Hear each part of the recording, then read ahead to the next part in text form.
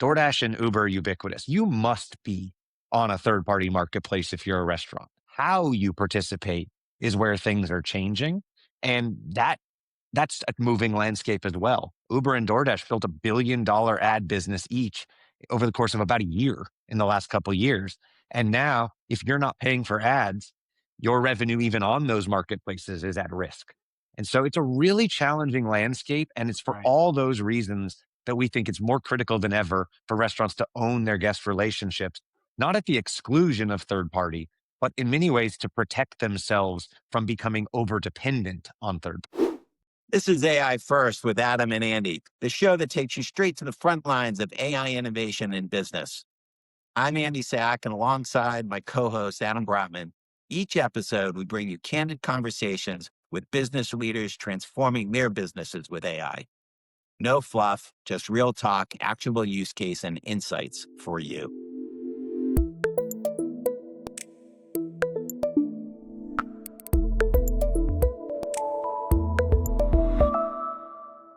Welcome back, everyone. Really excited for today's episode. We're trying something a little bit different. We're taking advantage, I think most of the audience knows, we're going to take advantage of my fellow co-host and business partner and dear friend, Adam Brotman's professional expertise and domain knowledge in loyalty in AI.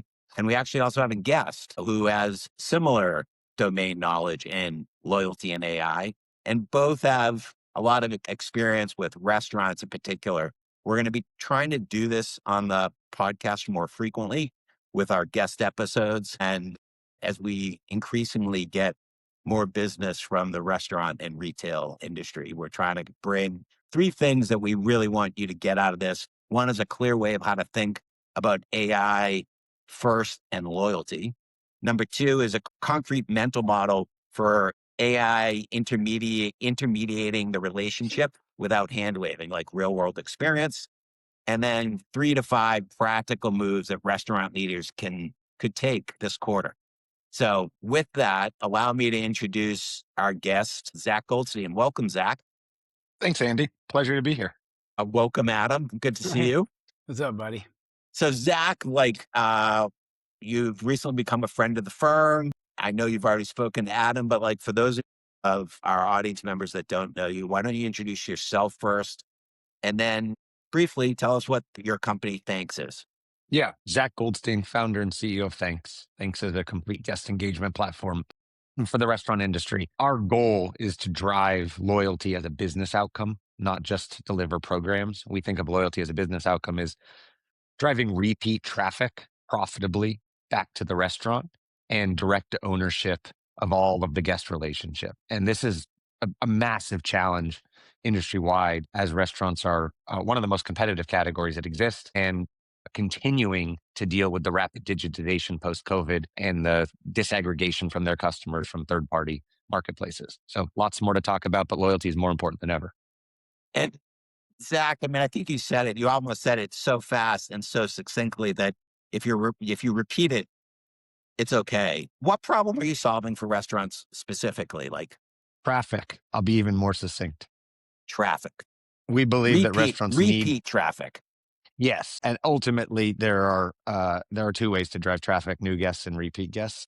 We are focused on both, but disproportionately, it is easier and more cost effective for restaurants to drive customers they already know back in the door or back to their digital channels, and that is our. What is loyalty actually about at its core? So, besides traffic.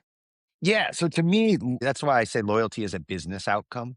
To me, loyalty is creating a relationship that makes it possible and, in fact, attractive for a guest of the business to repeat their purchasing over and over again. And in food, the reality is your dining occasions are every single day, but where people eat and how they eat changes quite significantly from hour to hour and day to day. And so for a restaurant to say be top of mind, to have the right relationship with a guest, loyalty starts well beyond the program, the quote unquote marketing program.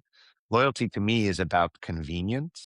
It's about quality and distinctiveness of the experience, but ultimately it's about the ease of purchasing the personal relationship that I get with that brand, both when I'm there and when I'm hearing from them and I'm not there. All of those are drivers in loyalty that all boils down to, does the person want to and actually succeed at coming back and spending money again in the future?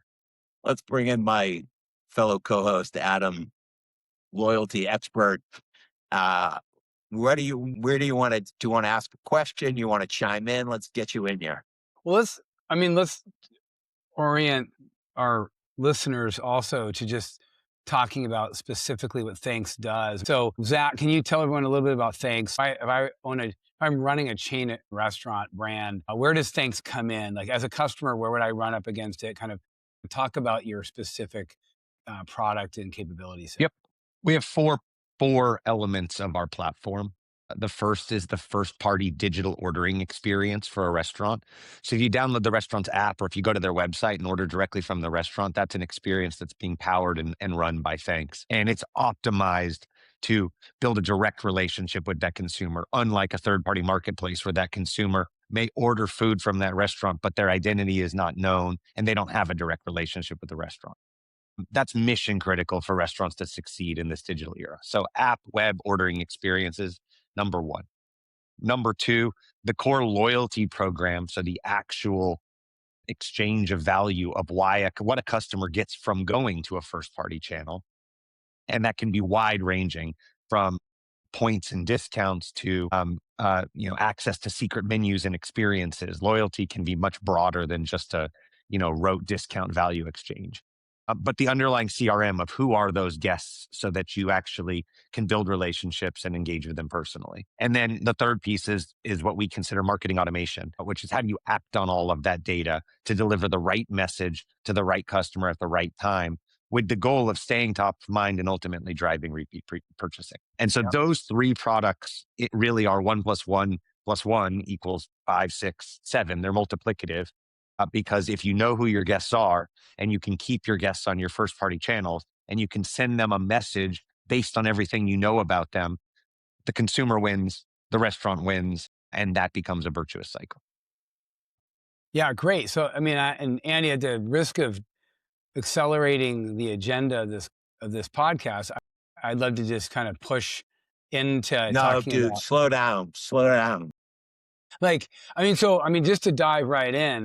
That kind of orients everybody. So you've got in the restaurant space, Zach is a real leader, restaurant tech and customer engagement space. I remember, I want to say going back probably 5 years ago is when I got to meet Zach. It was, Thanx had already been started, but was well on its way to becoming the successful firm it is now. And I hadn't talked to Zach in a couple of years, and it was fun to reconnect with Zach the other day.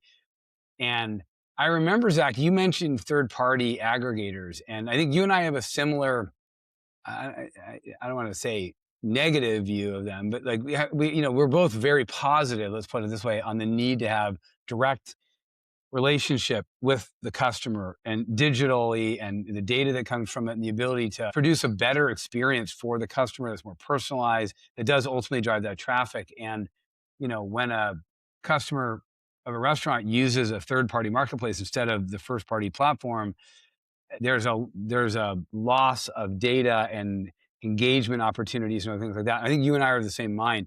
I will tell you, Zach, when you and I were talking, getting to know each other 4 or 5 years ago, the DoorDashes and Uber Eats and Grubhubs of the world were relatively new. They weren't brand new, but they were still there. They were coming on. They were coming on strong because of COVID. They kind of took on a special role. I will tell you, and I'd love to get your comment on this before we get into AI stuff. I'm shocked at how big of a industry they've become. Not because I was rooting against them or because I've done some homework recently, to figure out how many unique customers in the United States actually order at least once a week from one of those platforms. And the numbers are astounding. And so I would love to, What are they, Adam? they're, like 70 million unique people a month are using across those platforms, which it's really conundrum, right? If you're a restaurant brand, I want to get Zach to comment on this. If you're a restaurant brand, for a lot of reasons, you'd prefer not to. All things being equal, for sure, you don't want to pay the fees. You want the data. You want the direct relationship. with the customer. And yet you can't ignore those platforms because it's like ignoring a third of the market in a way. So, Zach, tell me your thoughts on how that has evolved and what that means for restaurant brands. Yep. I think it is. Um, it is the most transformational disruption restaurants have ever seen, and they are still trying to figure out what that means. I started writing about this in 2019. I wrote an article called "The Four Horsemen of the Restaurant Apocalypse." Yes. Horsemen at the time, there are now two. Uh, Grubhub's trying to come back with their Super Bowl ad, so maybe there are three. That was over exaggerating the threat. But the reason that we knew this change was coming is we've seen it in other industries. Online travel agencies and how they impacted hotels being probably the best example. And what did hotels do? Hotels decided to build strong first party digital platforms. Book direct campaigns became dominant, and strong loyalty programs. It used to be if you booked on Expedia and you were a member of the Marriott loyalty program, you got your points, you got your upgrade if you had status. No big deal. We don't care where the booking comes from. You book on Expedia today, you get no points, you're in the basement. You book direct, you get the free room upgrade if it's available. There's been a real bifurcation in what you get as a consumer for going direct. And that's very purposeful because that disaggregation was so problematic for hotels. I think we're seeing in our business, certainly, I was writing that in 2019, but the truth of the matter is in 2019, loyalty programs were considered nice to have by many restaurants. And that was challenging in our business in many ways. Loyalty programs are not nice to have anymore. Restaurants solve the customer data problem basically one of two ways. One, reservations and wait list, which is a small portion of the overall restaurant industry, can capture a large enough CRM through reservations. Think white tablecloth type businesses. For the rest, they have anonymous customers walking into their restaurants constantly. And the way they solve that problem is with loyalty.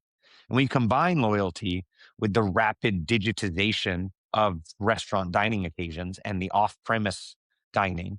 You end up getting a chance for loyalty programs not to be a small portion of the overall customer base, but actually a really significant portion. Some of our customers are capturing 60, 70% of their revenue through their loyalty program. That was unheard of back in the day. I mean, Right. Adam built at Starbucks a number that no one could even touch, and it was probably 40, 45 at the time, right? That's And right. so and no one was even close, right? It was like they were double or beyond where everyone was. So things have changed in that dimension.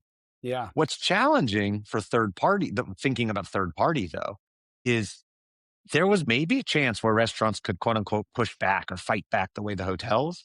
But you pointed this out, Adam. They're ubiquitous now. DoorDash and Uber are ubiquitous. You must be on a third party marketplace if you're a restaurant. How you participate is where things are changing. And that's a moving landscape as well. Uber and DoorDash built $1 billion ad business each over the course of about a year in the last couple of years. And now, if you're not paying for ads, your revenue, even on those marketplaces, is at risk.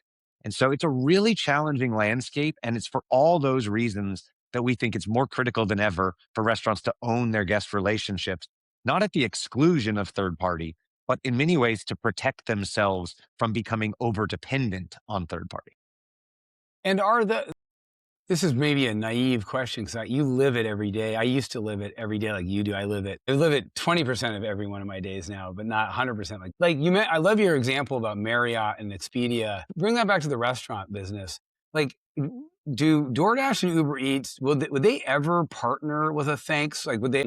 Was there ever an opportunity to say, if you can still get that data somehow. If you're using the Thanx platform, but you want to order on Uber Eats or DoorDash, it goes right into their POS system and everything. So, but what's your thoughts on where this goes in terms of does it sort of come together where they become like a POS system that a Thanx could ever partner with? Is it going to be, is it going to be hard for that to happen?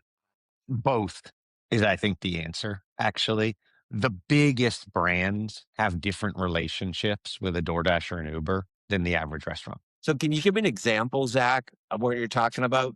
Yeah. So DoorDash, for instance, has a direct relationship with McDonald's, where if you go to the McDonald's website and you order delivery directly through McDonald's, you're actually placing that order through a DoorDash powered experience. And while it's not publicly known, it is understood that McDonald's has excellent economics on that, making that worthwhile, and excellent data sharing, making that worthwhile in a way that most restaurants simply can't.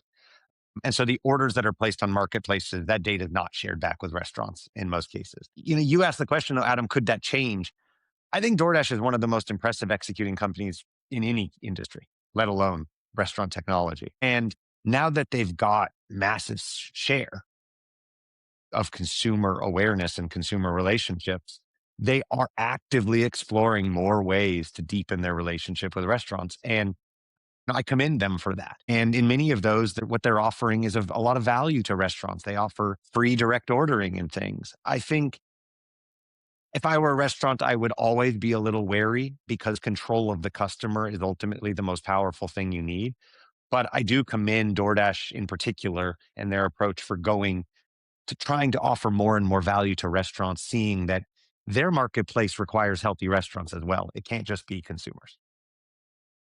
Adam, two things. I want to move the conversation to sort of the impact of AI on loyalty and like AI. What does it mean to be AI first and at a restaurant and deal with loyalty? But really, in the interim, we had a technical glitch, Zach, and Adam was educating me. Adam, do you want to just share with the audience what you said to me about Zach's humble statement, really referencing specifically the article that he wrote in Yeah, I 2019? was saying, so I was telling Andy, Zach, that this topic is one that you are very well versed on and passionate about. And, it's a lot of why you built Thanx is that you just have been always passionate about the customer relationship. We've always shared that sentiment. And he's very knowledgeable and very passionate about this topic of third party marketplaces and kind of where they're at and kind of what that means. So that, and I said, you've been a pioneer and very smart about this topic of not just the importance of relationships with the customer, but what you do with the data that comes from that. And I think that's a good segue to talk about AI. Like, you are, I mean, back in the day, God, way back in the Wayback Machine 5 years ago, before this thing called transformer models and generative AI kind of became like a reality, you and I used to have to deal in our lives, Starbucks and Thanks and otherwise, with like good old fashioned data scientists and machine learning and, you know, handwritten software, God forbid, and all that kind of stuff. And now, um, now because of generative AI, you can give a pretty good data set to a ChatGPT, a Claude, a Gemini, et cetera. And it can do things with it that you and I used to have to deploy teams and the data had to be a certain way and all that. And now it's so much more powerful. And so would love to get at your sense of how has generative AI in the last 2 to 3 years accelerated, changed what you can do to help restaurants take advantage of the data they do have because of the first party relationships they have, thanks to platforms like Thanks. Yeah. So I have never been more excited about what we do than right now. And it's because of exactly what you just described. The challenge restaurants are often facing is that, first of all, they don't have the data. We've done a great job solving that problem. We have excellent penetration of our loyalty programs and first party digital ordering. The data is now something that is a solvable problem for restaurants. What it remains hard, and I'd say we are best in class on this. The reason people leave legacy loyalty technology is because they find it too hard to do anything with the data. And we've done a whole lot for a decade now to try to make that a lot easier with automations and lifecycle campaigns and things.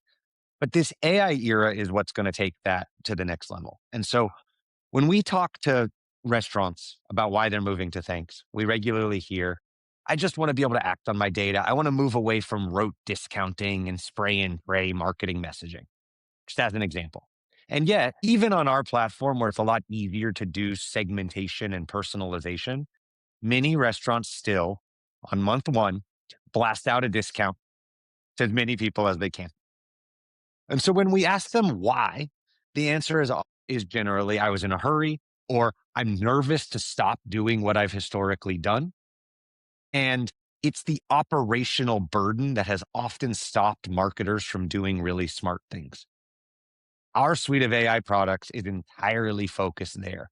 Let marketers be great at what they do around branding, but make it easier for them to talk more uniquely and personally to the consumer. So the first thing we released is Segment AI, which is the ability in natural language to break your customers into any segment you want, however complex, just by writing who you want to talk to. You can be driving down the road and you have this brilliant stroke of genius, and you want to target people in the part of the country that got hit by ice storms, who previously have purchased your hot beverages before and who haven't been back in the last 2 weeks. Who knows how many people are in that segment, but that should be easy to do while you're driving home. The historical way to do that was download your CRM data, give it to a business analyst, have them write the query to figure out how to slice and dice it, turn that into a segment of emails, upload that email segment to your database to start executing. It was just hard. If you want to vary the offers and rewards you send, someone's got to do the work to click through all the items in your point of sale and add them to an offer. If you want to run a BOGO burger, you got to find all your burgers in your menu. It's manual work. So Offer AI allows our customers to create the offer just by natural language and no longer have to go through all of that hassle of creating offers, which means that brands can have lots more offers that they're testing without the manual work of configuring them. And the list goes on and on as we think about campaigns. Often people are heavily dependent on email, but the best place to personalize your interactions with your guests may be in your ordering experience. So instead of telling people it's the Super Bowl, and I want to run a campaign giving a discount to people for packages that could be good for the Super Bowl. For the people that regularly place big orders, maybe the whole app experience should be Super Bowl oriented. That was just oversight because it was one more thing you needed to do.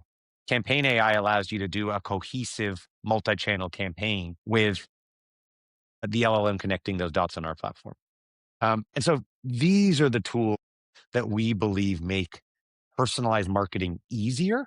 And if personalized marketing is easier, then lean, mean marketing teams will do more of it and move away from the untargeted discounts, which tend to really not move the needle very much, but people still do them because they just don't have the capacity to do anything else. Zach, we find when talking to restaurant and retail chains, executives at those companies, that the level of understanding of just how powerful the new AI tools are and what it enables, the enthusiasm that you have, I think, for loyalty, we have more broadly for lots of applications of AI. And I think a lot of it's just they know it's a big deal, but they're busy and they don't have time to learn. And, old dog, new trick. Like, give some concrete advice that if you're an executive at a restaurant chain, what do you tell them to do in the next 90 days? I'll say the same thing that we're telling our organization to do, which is this is a 10,000 hours problem, and you got to start counting the hours. The only way to get up the chain is you got to be using these tools and learning and having aha moments. And so we are measuring our team internally on just usage, token usage. And we have confidence in our team that they're not hacking the system just to show up high on the token leaderboard. They're actually trying things that are productive. But our belief is every employee at Thanx must be adopting, in our case, Claude Code, and must be using more tokens month over month than they did the month before. And that is an expectation of their job. And I would say for those of us Hey, Zach, just yeah, to interrupt you, that's exactly what we say as well. We don't say it's the same message. We say number of prompts per day. Just get your usage up because it's the easiest thing to track. Did you have something else you want to add? Because I have another follow-up question. well, I think it's very comparable even for folks that are much earlier on the AI adoption curve. Totally. The idea of saying Claude Code is like, oh, that's so intimidating for lots of people. I think it's exactly what you just said, Andy. It can start with just every time you're about to pick up something to ask yourself, can I initiate this with AI first, even if ultimately I end up doing work the more traditional way? Getting into that mind space is what yields the breakthroughs that we've seen for our team and for our customers. Let me add, this is going to be my last question. I'm going to direct it to both of you. Well, I think it's my last question. I'm going to direct it to both of you. You earlier talked about really the five. You wrote the article of the four horsemen, and then you referenced how powerful DoorDash and Uber Eats have become. On some level, similarly, the LLMs are doing the same thing. Like there's a disintermediation, I guess, of Google, but of lots more, like of anything. And I'm curious, like as you look out, not over 5 years, but as you look out over 3 years, and let's stay focused on restaurants, either loyalty or not, like what is AI a response to the DoorDash problem? Does it introduce it again? Like what's your take on AI as a disintermediating force to the businesses of restaurant chains and retail chains? I think that's the most interesting question for this next couple years with regard to restaurants and third party marketplaces. The benefit of being a marketplace, what gives DoorDash so much power is that they control the consumers. So if you have the demand side of the marketplace monopolized, you have a lot of power. The LLMs and AI in general create a massive disruption opportunity for marketplaces because the demand is no longer something you can monopolize. And so what does that look like? It could be that having the DoorDash app is what makes it so prominent that you, when you're hungry, you think, I'll go to DoorDash first, not I'll go to a restaurant first. That's a really powerful demand side control. But if everything initiates actually through an LLM and not through those marketplaces, they've lost their control. That's a potentially very exciting opportunity for restaurants, for the little guy, if you will. The flip side, of course, is, and we just saw this play out in the Super Bowl ads, right? OpenAI and Anthropic have very different ideas on how their platforms will evolve. And one of them starting to think about business a little bit like a marketplace. And how do they monetize that? How do they create ads around that? And so do they move in the marketplace dynamic, or do they move to be more of, in service of the consumer, if you will? I think that's still a wild, wild west question that we'll find out, and it will play out very differently for restaurants depending on how things evolve and how, frankly, how consumer usage evolves in this category. Adam, you have anything you want to proffer as a projection or a comment on this topic? Only that I agree with Zach that there's a massive disruption opportunity, not just to the marketplaces, but just to the way we all buy things. Well, I'm guessing still the vast, vast majority of what people do with DoorDash and Uber Eats is delivery. I mean, you can do pickup. By the way, I do pickup with them all the time. I don't know if I'm supposed to be embarrassed to say it, but I do. And this gets really weird to say, but like I was in LA recently, and there's these little food delivery robot carts that are driving all around on the sidewalks, while you got Waymos driving all around on the like for people like Zach and I. Andy has learned that, Zach, you and I are kind of sickos when it comes to thinking about this stuff. Like I'm just sitting there looking at all that going, this is fascinating because yes, DoorDash has done all this stuff and Uber Eats has done all this stuff, but what happens when, Tesla drivers become robo taxis, and there's these little carts and robots. So there's like disintermediation of the disintermediation, et cetera, et cetera. And so my only point is, it's going to be fascinating to see what happens. And we're probably going to go into a world where everyone has their own personal agent. So it's Yes. kind of like Zach, you were saying, like it's less about like, do I reach for the Starbucks app or do I reach for the DoorDash app? It's going to be more of, what does my agent decide to do? And is it like looking for an app? Is it looking for an API? Does it start to have choices, And like, I have a feeling things are going to get really, really weird in that regard. I mean, the restaurants are going to be the restaurants. I mean, that's the cool thing is like, if I'm a restaurant chain owner, as competitive as things are and as crazy as all this is, I'm like, what did we say this morning, Andy, when we were talking? Like, ChatGPT is not going to be making a latte for you, right? So they're not going to be Or making a making, I burger. think the way the exact was, ChatGPT is not going to make a burger. It's like Zach, you said at the beginning of this podcast, like the fundamentals of being a great restaurant don't change. Have a great brand, have a great product, provide a great experience, have great food and beverage, and connect with your customers in any way you can. All this other craziness that's going to develop, should work to your benefit if you're paying attention and you're being, AI forward. And so it's going to be an interesting next few years. And I mean, I do want to say, Zach, I really liked what you said about your different, Thanks has those different products like AI campaign and AI. I can't remember, you had those cool like sub brands that you came up with for your product names. And like that's, you're right. Like you said it really well. It is, restaurants have an opportunity to leapfrog. They've been the laggards. And all of a sudden, because of Gen AI, they actually can get out ahead of everyone else because now like they've got the data, they've got the physical stuff going on. Like they can just be like, great, I'm going to have AI just help me leapfrog and I can become very, very sophisticated, not just about marketing and loyalty, but about everything. And so it's, Well, so this I'm excited about technology can increase hospitality, which is a question that restaurants regularly ask themselves. Does technology disintermediate me from my customer? And I think this is where restaurants are wrong when they're worried about that because it can actually increase hospitality. I'll give you a preview in what we'll be rolling out next quarter. The Yeah, huge please. volume of And feel digital free, orders. Zach, feel free to plug it. Okay, great. So the next one in the tool is we call it recovery AI. Guest recovery is a big challenge for restaurants. Things go wrong. Restaurants are difficult operational machines. You deliver the wrong item, you missed on something. Restaurants all know that things go wrong.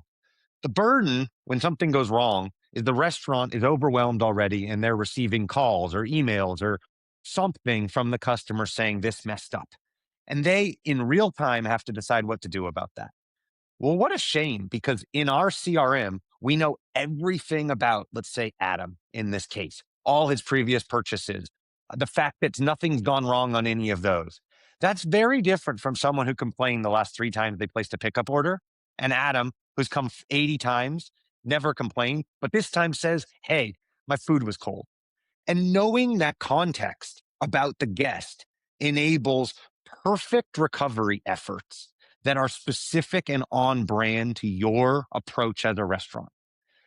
That can all be automated so that it's no longer creating a burden for the staff who's trying to deal with the guest in front of them while answering the phone, while dealing with recovery of the guest from an hour ago.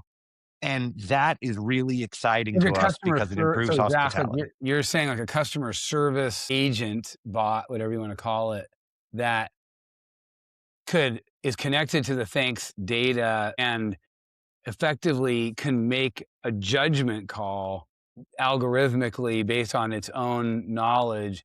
And it can both operationally and judgmentally take that burden off and automate so you get a good recovery. That's a cool That's idea. right. Yeah. I Yeah, placed an super. order in the app directly. I gave it a thumbs down because something went wrong. I explained what went wrong. And the LLM combined with the thanks data goes and looks at what are your recovery rules as a brand? What is your approach to customer engagement and recovery? How generous do you want to be when doing recovery? What is the lifetime value of this guest? And automatically jumps in to figure out the right message and the right make right so that it doesn't burden your staff. And puts the recovery voucher, so to speak, right into their account because you've already got that relationship. Yeah. Yeah. Precisely. That's awesome. Zach, thank you so much. Can't wait for we had a little recovery ourselves in this podcast. That's right. And, thanks for being on here. We're super excited about what Thanks is doing.